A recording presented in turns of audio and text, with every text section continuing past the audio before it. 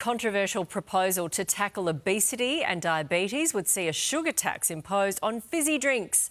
A federal parliamentary probe into the health crisis recommended a levy on beverages based on how much sugar they contain.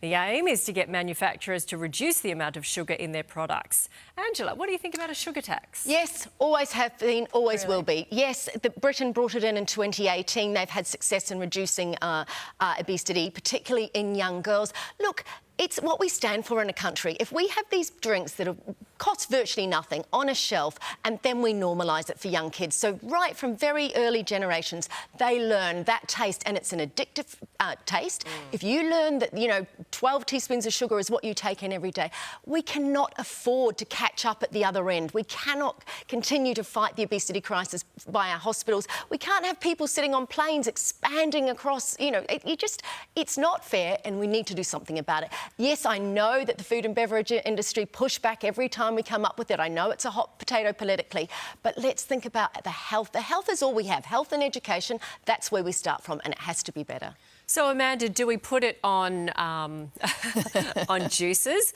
on chocolate bars, all the other stuff containing sugar that we eat and drink? Look, if sugar's so bad, we should eliminate it altogether, or foods can't have over a certain amount of sugar, and make that legislation. But the reality is the government tried to put in a fresh food tax at the beginning of the year, and it got knocked back by the Senate. So now they're flipping and going for the sugar tax because they want money. It's going to bring in nearly $7 billion over 10 years. And the reality is, if the government's genuine about people's health, you don't just whack a tax on something and say, don't buy it, because people that are addicted will continue to buy it. If something is that toxic to people, remove it from the shelves, or put regulation for the companies that are producing this, saying you can't have that sugar content in it in the first place. You're right. I don't know what I would do if they took caramel chocolate off.